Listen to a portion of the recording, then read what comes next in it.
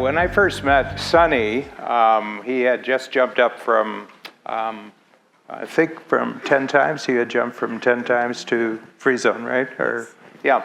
Anyway, he told me an interesting story. So he's born in a small rural village in India, didn't speak English, had no skills beyond what you would do in the village.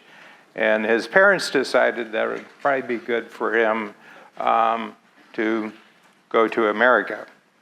And so he arrives at Newark, and when he gets off the plane, his friends who picked him up at the airport, he said to them, take me to see the Statue of Liberty. I want to see the Statue of Liberty. So they drove to the seashore on New Jersey side, and he saw the Statue of Liberty. Okay. Fast forward 25 years, I'm talking to Sunny. He says, we're having all of our clients, 500 of our clients, to a conference in New York. And he said, we're going to celebrate. I rented the Statue of Liberty.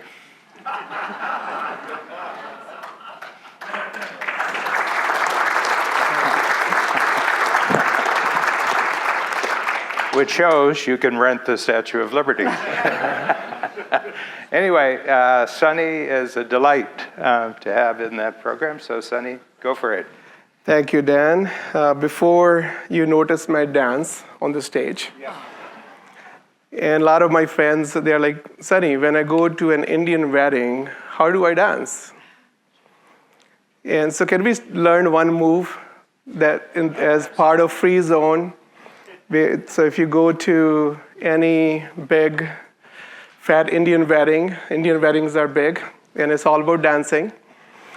So all you have to do is, if we can all do this together. So we can stand.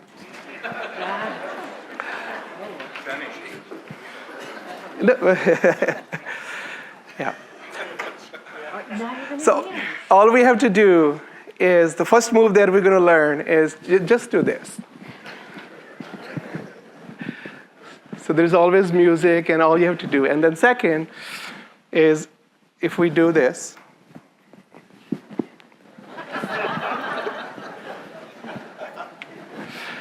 It's called Bhangra.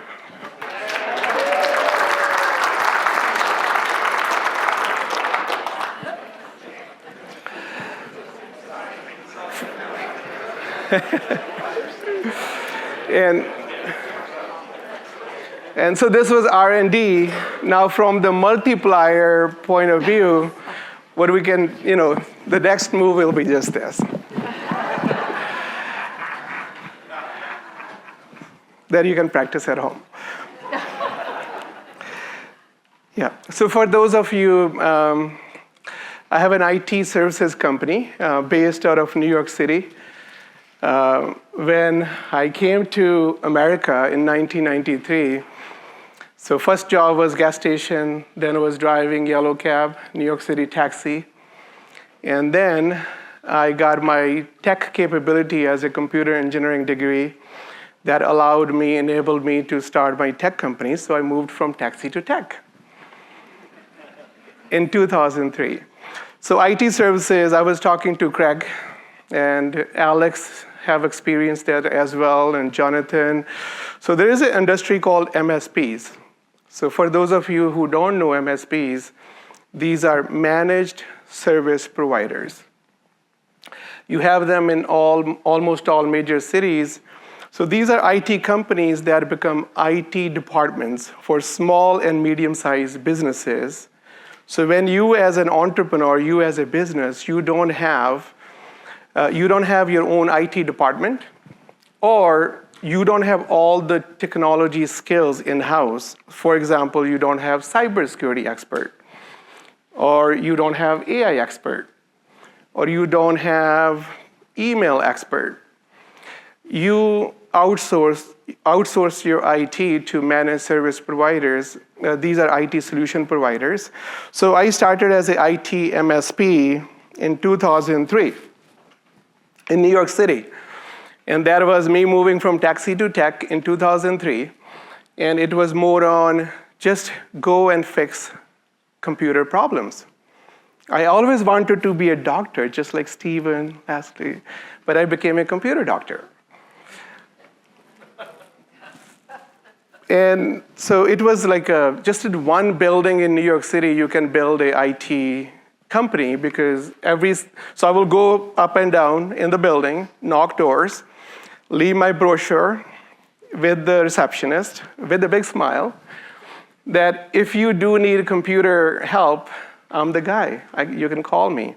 So that's how I got first few small businesses to use me as their IT solution provider. And 2007 comes, now I have a lot of Wall Street customers, hedge funds. They're taking IT services from us. In 2007, cybersecurity attacks started happening. And a lot of businesses, they wanted 24/7 coverage.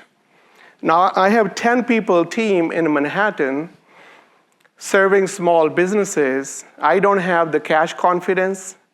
And even if I had cash to employ people at night and weekend, no one wanted to work at night and weekends. So how do I create this capability which can solve the problem of my Wall Street customers, where they are demanding 24/7 help desk, 24/7 mission, the network operations center that they call it NOC, to monitor their mission critical technology. So like Bloomberg, to any system going down, even for a second, you can lose millions of dollars. So I was challenged as an IT solution provider to hedge funds and other financial firms at Wall Street to build a 24/7 technology services delivery center. And I'm like, when I go to these conferences, I can speak English better now, but back then in still 2007, it was my own insecurities. If I will go to IT conference, I will sit in the corner. I will not talk to anyone. And I'm like, I don't know if I can have this conversation, what they're going to think of me. It was my own insecurities. But then I asked myself, what is unique about you, Sunny?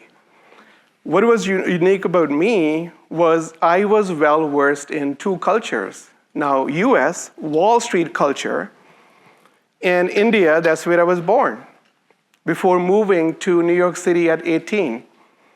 And I'm like, if there's one person who has the unique capability to build something 24/7, when the friction is to hire people at night and weekend, I can do this.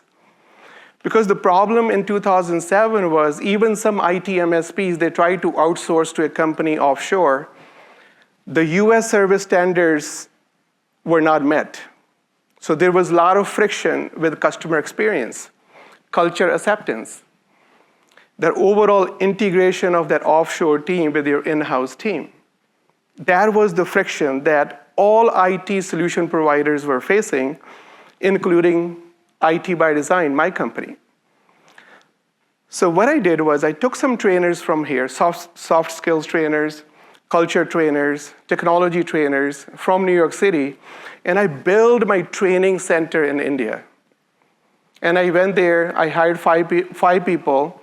We had a boot camp. We call it MSP way boot camp, which is our unique way of training people. So we hired people with great communication skills. Then we trained them on US culture. Then we trained them on technologies that MSPs were using, we were using. And that became so unique in the marketplace. When I will go to my peer groups to benchmark my numbers with other IT entrepreneurs from other cities, IT MSPs, like friendly competitors, they started my numbers going down. My top line, my bottom line, my EBITDA was unreal. And they're like, Sunny, what the heck are you doing? We want to do that as well. And I'm like, what I have done is I built this 24/7 global delivery center in India with the US service standards, not only US service standards that can meet Wall Street standards. And they said, Sunny, can I borrow that capability? And as a go-giver, What we learned here at Coach as well, that it's all about giving. It's all about creating value. It's all about solving problems, creating value. So I'm like, sure.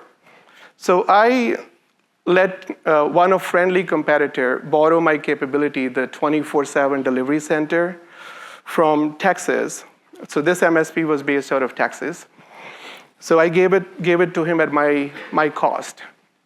Then the second one came to me. So we were like a peer group of 10 CEOs of IT MSPs. Then the third one, then the fourth one.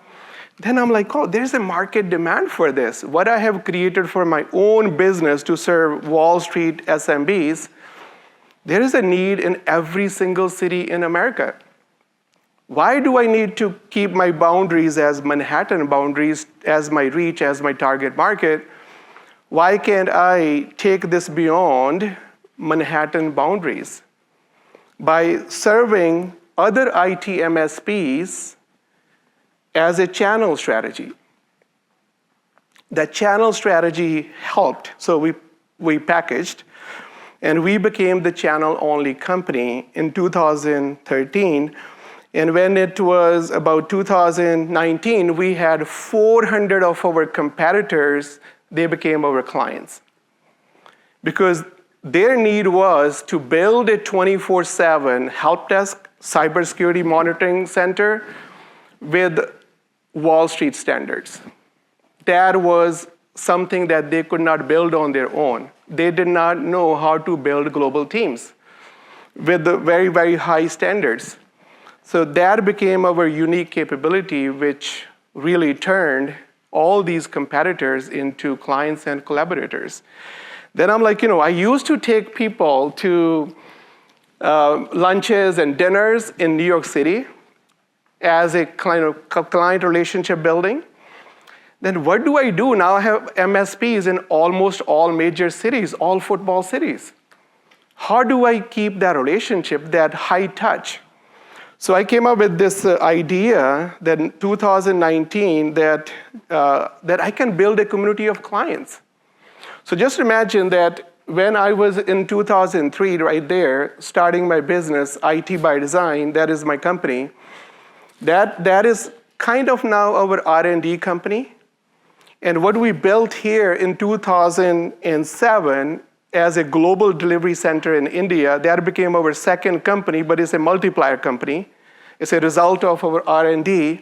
Basically, we did that pilot with our own IT by Design clients, which was so successful that our competitors needed that.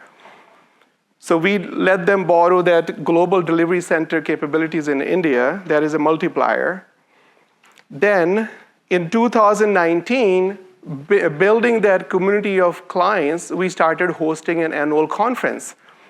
It's very education focused. Steven and Leslie, they were talking about education, first marketing, Joe Polish, and everyone, where you build an education-focused community, what happens is, so what we did was, we spent about 10% on our marketing, 10% of top-line revenue. I took 50% of that revenue and started investing in my clients' community, bringing in strategic coach, to John C. Maxwell, to a lot of my free zone peers here. They came to our conference as educators, Lior, to Alex, and Chad, and many others. And it's really bringing educators to educate your community once a year. What that does is that it helps you build a relationship, create more value, additional value to your clients. And that became such a powerful thing that in 2020, when COVID happened, that entire community was together with us. And then one more thing that we learned in 2021 was that there is tech talent war, shortage of tech talent. People started working remotely during COVID, and there was no solution to engage employees when they're working from home. How you manage performance, how you manage engagement, how you align them with your vision, and how you keep culture strong. That was one of the challenge that we have seen with our clients' community. And also, they were asking for some skills that were not available in the US or India, and they wanted access to bigger talent pool. So our R&D company took an initiative, IT by Design, to pilot another 10 engineers in the Philippines. So we created our second global delivery center in the Philippines. And just because a lot of clients, their friction was, how do you keep culture strong when everyone is working remotely? And we built a talent operating system. It's called Team GPS. It's like a GPS for your clients. It's a SaaS platform. Now it's with the patents. And my takeaway from building that community in 2019 is that that becomes even more like your lab, your community, your reach. And all you have to now do is keep building new products in that R&D company, 2003, where we started the original beginning. And I can bring in any product.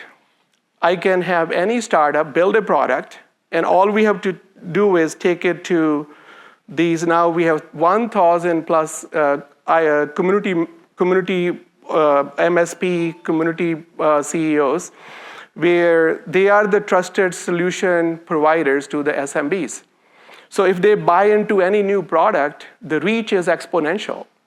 Because every single MSP in all major cities, they have at least 300-400 small businesses. So that becomes kind of our channel. Now, if Cisco builds something, they come to us. Microsoft builds something for SMB, they come to us. They're like, Sunny, we built this for small, medium-sized businesses. We want to take it to the market, and you are my go-to market. If you can, as an influencer now in the MSP space, if you can test this product market fit with MSPs, who are the technology solution providers for SMBs, they build IT roadmaps for SMBs, then our product is successful. If there is any startup where they start a new product, that startup can bring their product, and they don't even have to hire salespeople. They can just come to us, and their reach will be now 1,000 MSPs that we have multiplied by 300 small businesses that they are the IT solution providers or trusted solution providers to those 300 SMBs. So it's a multiplier. That is the power of thinking. I call it borderless life. That I was born borderless in India. It's just I leveraged America as a capability to expand my vision, expand my capabilities, and expand my reach. And from this stage, Dean Jackson, he shared that VCR that Stephen, you were sharing earlier. I just added one more thing to it called borderless. So borderless means limitless thinking. Borderless vision means limitless thinking.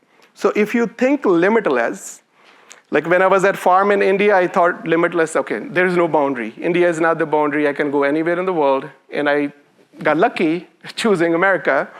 So that was a more of from the life perspective as well. What I wanted to share is that we all are R&D companies, present company, and then we all have that individual future company as well. All we have to do is continuously develop our capabilities. Because when I came to America, if I just stayed with taxi, I was not going to move to tech. I had to do that R&D, the learning and development and R&D, to grow my capabilities to create bigger future. So borderless capabilities and borderless reach.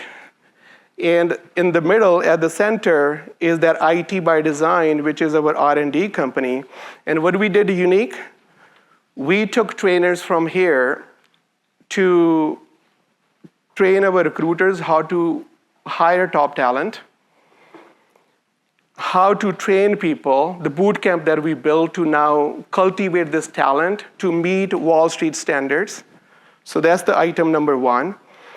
Then when that became successful, being a go-giver helping others, your friendly competitors, that allows you to also give, add value, but also they are your soundboard for the new ideas. So client community was a byproduct of us being able to turn our clients into competitors. Competitors into clients. So they build it. And the tech bench, another unique capability that we built was ready-to-go talent. So now we hire people, we train them, we keep them on the bench. That capability does not exist even today, that you have about 30, 40 technology professionals sitting, trained on MSP technologies and tool set and solution stack, where they're ready to go. MSP comes to us, hey, I need to build a team of 20. We're like, okay, how fast you can take these 20 people, they're on the bench.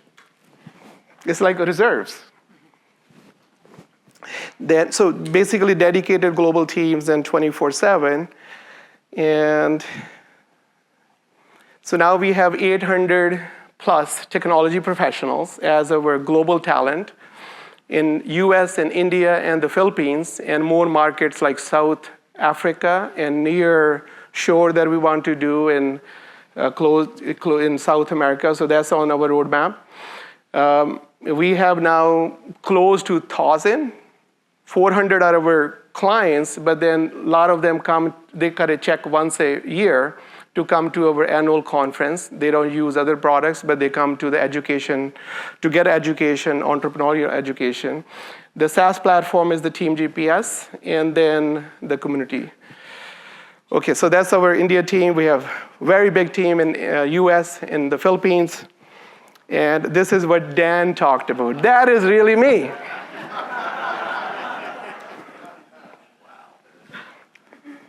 So I didn't even have $12 to buy ferry ticket from the Jersey City, New Jersey side to go see in my first week.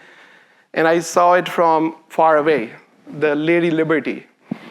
And then 20 years down the line, I was able to rent the entire island to host my competitors that were my collaborators.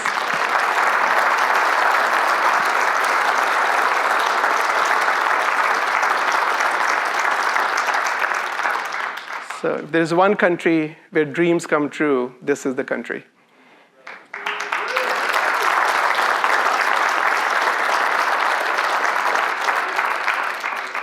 Thank you.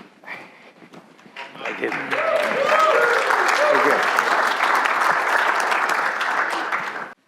Sunny, I was wondering, I really liked what you said about investing in your client community, and I was wondering if you could give a specific example that turned out well for you, or just more into that, please. Yeah, no, that's a great question, and thank you. So what so 2019 when we started, so the way we structured it is a 3-day conference. First year was, keynote speaker was John C. Maxwell. Then 2020 was like a virtual. 2021, when we did the Statue of Liberty as an experience, that was Gary Vee, our keynote speaker. So what we do is a keynote speaker, and then along with that for 3 days is breakouts. And breakouts are done by industry educators. So we do the environment scan for the entire IT MSP channel, where we come up with the top 20 topics that can help our clients with their business success. So it's a 3-day program with the keynote, with breakouts, and then there was a macro level community that we have built. Then we started micro level, call them IT MSPs peer groups. They meet 2 days in a quarter, once a quarter, 2 days. And that's where we just kind of have facilitators. Every group is about 10 people, and then we will have a facilitator. And then it's more of experience sharing, experience learning. And they really value it because they share ideas, struggles with each other. And that became really powerful. And now we have like a micro community in almost every major city. And now actually this year is my 50th birthday. And I'm doing 50 cities tour in every single city, hosting a networking event of our clients and also clients that left us. Maybe in the past, we, for example, didn't have the SaaS model as a capability or capability that they were looking for. So we go meet them in person at least once a year, but we invite everyone in that city, all clients and former clients and potential clients, and it's more of education. No sales pitches. At every conference, there is a theme. No sales pitch allowed. And if you want to show up to this community, you have to give. And we give them a playbook, means all the tools, we print them and give them a soft copy and a printed copy. It's all education. Question for Sunny, and it has to do with your team GPS. We've got about 50 people on our team, and about 15 of them are remote, and there's been an internal struggle with leadership about, do we bring people back into the office because of the culture piece? We've got a great culture. But how are you building great culture with a remote workforce? What's your secret sauce? What is it you do? How do you do it? You alluded to it with your last answer, but that was more on the client side. No, thank you. Thank you for the question. So how do you keep culture strong and people connected in a hybrid workplace or remote workplace? So we had that experience when we opened up our global delivery center in India in 2007, even before COVID. So the daily huddle, so we are EOS shop. We do the daily huddle L10, so that's one way to keep everyone on the same page. And then we have a quarterly business review where I fly in there and I will have my leadership team, management team come together. So 2 days retreat that we put together in India, in the Philippines, and in the US, bringing everyone together at least once a quarter. That's like one strategy that we use to keep people connected, the relationship, and everything. So as far as the team GPS is concerned, so what it does is that you can define your most important numbers in the form of scorecards for every role. So what are the 3 to 5 KPIs, most important numbers that you want to monitor and manage? So every role will have the scorecard. And the scorecard is connected with the department scorecard. The department scorecard has a connective tissue with the company scorecard. So it's like a top-down scorecard methodology that we use, where the company scorecard. So for example, my 5 numbers are net growth of 20% with 20% EBITDA, 90% as a CSAT, 90% on the employee side of the CSAT with anything that they're submitting as a challenge. So CSAT being 90-90, 90% CSAT, 90% ESAT. And then we have the innovation score, and we have the operational maturity level. Those are my numbers. Then I take those, assign it to the departments, the service department, the sales, marketing, revenue department, the HR, and the finance. And it has like a connective tissue. Every department can see how their KPI is connected with the company KPI. And then you take the department scorecard, and then you take those when you create individual scorecards. So that's the team GPS, or the system does. And it has the strategy, so you can input your 1-year, 3-year plan, the VTO. And then in the employee engagement is more core values based. So we have core values called HAPPY. Humility, accountability, positivity, passion, and your community is our core values of the company. Everyone gets like X number of points. Every point is equal to some dollars. And then you can recognize your team members who are living and breathing core values, and they can redeem those points to buy Starbucks or any gift card. So basically, we gamified the whole experience of engagement. So people working from home, they are interacting, they are appreciating, recognizing their team members based on the core values, and and then every manager, all they have to do is the meetings, right? The daily huddles, the L10s that I talked about. But then there is a one-on-one. You can have weekly, you can have monthly. Taking the time to, even if it's 15 minutes, it's 30 minutes, on a regular basis, it could be a weekly rhythm, it could be a monthly rhythm, to to really stay connected with that remote worker, someone who's working from home, is really important. So it's role clarity, it's goal clarity, and it's core values every day, appreciation, recognition, recognizing, rewarding each other, creating the team environment where people are recognizing each other.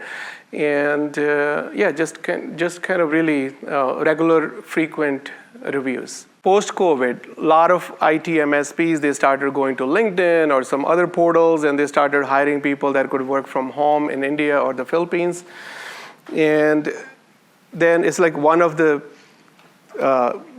so you can think of this challenge in two different ways. One is that if I educate my channel, my customers, how to do this directly can hurt us, right? That's what my leaders will tell me. But the way I'm looking at this is that people where they tried doing it direct, they were not successful because that R&D company that we have going on from 21 years that built that institutional knowledge the way we do it. And like Ankur, he's my team member from 15 years. He came here just for this summit from India, and he's going to spend a day or 2 days. And the way I'm thinking, the way the team is thinking in the US, he's going to take that and he's going to do that 2 days of workshop with the team, how you do it. How can you learn to hire someone directly and then create that culture where you are able to integrate that team in-house? And another piece is that in these countries, you got to be politically very well connected because it's not like always law going to work for you. And based on my relationships with the local police chief to the politicians, so you safeguard your institution there in India and the Philippines, but it takes a lot, especially when you are in tech world, cybersecurity is an issue. If someone is working from home for an MSP, not only that they have danger, like they can create that danger of data theft to anything else for that business, but if they're working for MSP, every IT solution provider have these 300, 400, 500 small businesses that they have access to their networks. And all that person have to do is hack one IT MSP to go to 300 small businesses' data. So how do you replicate that, what we have done in the R&D, where created that structure to safeguard politically to like where you bring them in one SOC 2 compliant facility where it takes a lot in terms of what we have learned in New York City, boots on the ground with field engineering work, and then taking some people from here and building that institutional knowledge there. That's our secret recipe as R&D, and it's hard to replicate. And when I go to these breakout sessions to teach people how you can hire directly from LinkedIn or other portals, and my team is looking at me that you are, you can probably really helping that business to go direct to India or the Philippines to hire directly. But I'm like, they don't have, actually, Dan, you triggered this thinking, you made me think, how many people I have with IT by design from how many years. So we have about, out of 800 people, we have 80 people that are in the manager's leadership role. And we have all these people are homegrown, and about 60 of them have more than 10 years. So that's like 600 years of institutional knowledge that we have with us, people like Ankur. And how can you create that in India or Philippines in 1 year or just by going direct? So there is no threat to me. I mean, that's how I'm thinking that, okay, if I share my secret recipe, are they going to cook the way I'm cooking? That's not possible. Dan's Mongolian toilets. I'm going to put some Indian spices there as well. Yeah. It was really interesting to see all of you in terms of your history, where you were to where you are now. And, I think it's really, Wayne Gretzky, when he was asked, like, how did he score so many goals, he said, I didn't skate to where the puck was, but I skate to where the puck was going to be. I'm really curious from each one of you. We got to see where your current puck is now. I'm just curious, where do you see the puck going? Sunny, you're from Yeah. India. You would know hockey really well.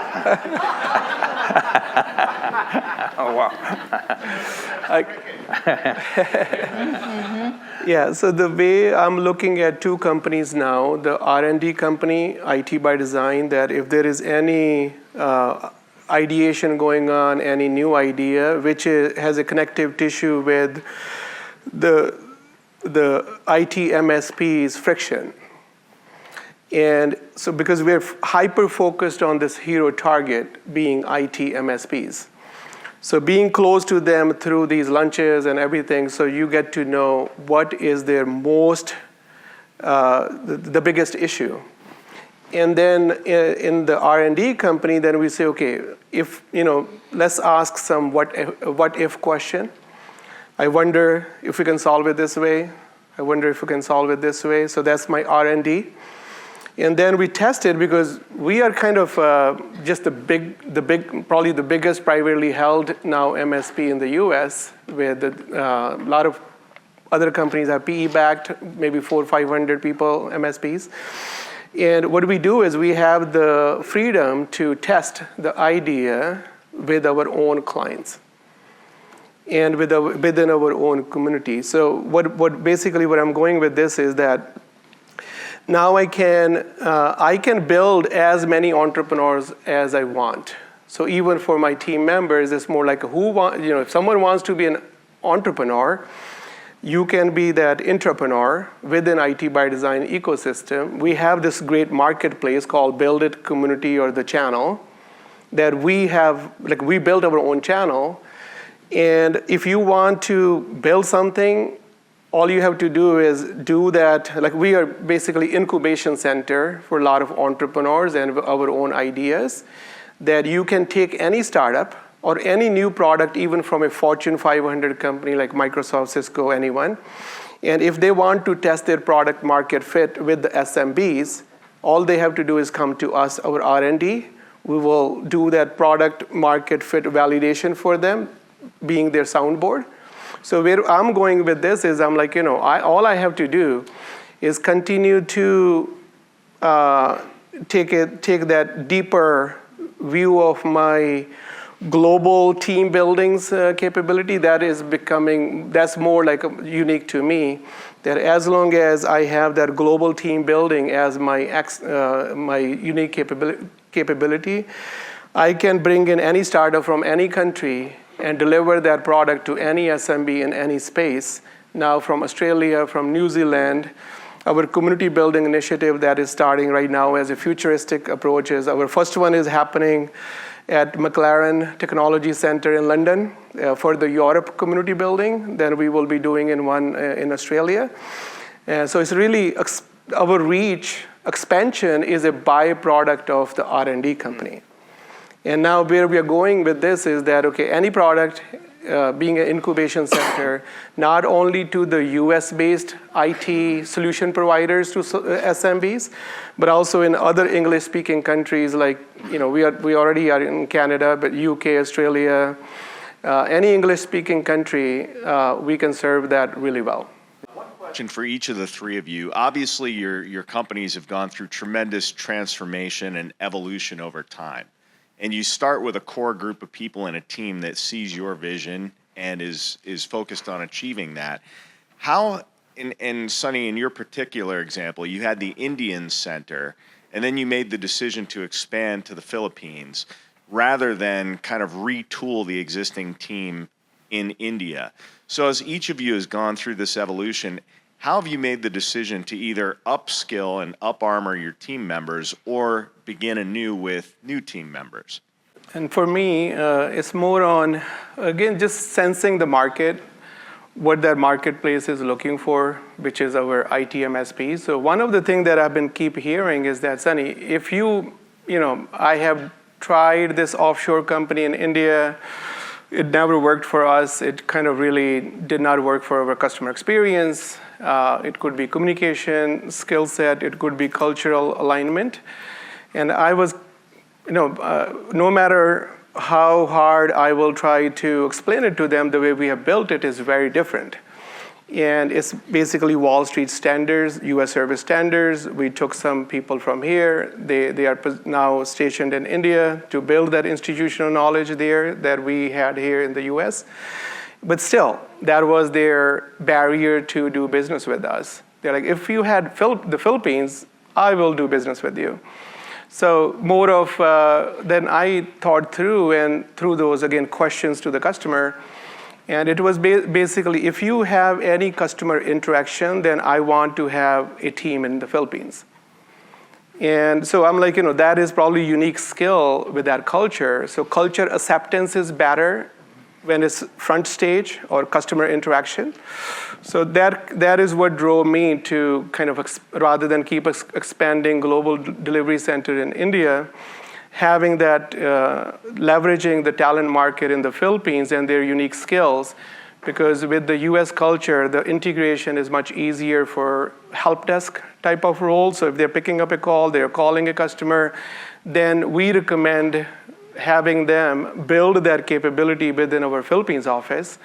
And if it's more technical, programming, coding, developing something, there are the 800, here is one thing that I learned from the recent, I do a lot of Borderless videos, like whenever I go to different countries, and I will see Starbucks.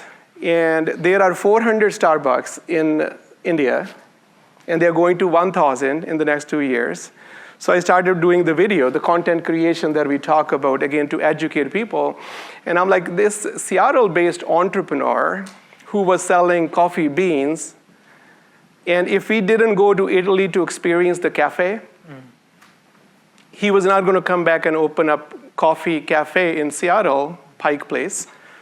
Now, just because of that entrepreneur thinking boundaryless, borderless, and taking that bean store to the cafe, now their $800 million come from Starbucks businesses in India. And there is a similar number in the Philippines, about 900 million comes from there. So it's like that borderless vision and thinking. And so when I look at the India talent or the Philippines talent, I just look at, or the US, it's like, okay, what can I do really, really well by leveraging our team members in the US? What can I do best by leveraging talent in India? What can I do best for the Philippines? And then combined capability is really, really powerful from the triple play point of view. US, India, Philippines talent combined to serve that laser focus hero target, which is IT solution providers. So basically it's like unique skills from the overall the individual, but also I think every culture have some unique strengths. Hey, so one of the awesome takeaways from the panel, I think, is openly and freely sharing knowledge and how we could all actually benefit from doing that. But I imagine in the moment it might be a hard decision to make. So Sunny, my question to you is, how did you decide that making the offshore, like helping your competitors set that up, was doing the right thing for the business and not keeping that as your secret sauce? And did you ever question if you were doing the right thing early on in that decision process? No, that's a great question. Thank you for the question. So I think one of the things that I think I got lucky that people in my peer group, where we kind of meet on a quarterly basis, and they are doing the same thing but in a different city. And so being a go-giver, when I started helping them, and it just kind of really, it was more of, I didn't think too much that what it means to me in terms of my intellectual property or the unique way of doing things, what it's going to do to my business in terms of risk. It was more of, I think, just because of friendly competitors being in one room and we have relationship. So based on that authentic relationship, we built that authentic collaboration with them just to help them out. And that kind of really helped me test my idea that it works before I stopped selling to small businesses directly and adopted my channel-only strategy. I don't know if that helps, but it's more of doing it with some people where you trust they you know that they're not going to do any bad thing in terms of stealing the idea and then doing it in a wrong way.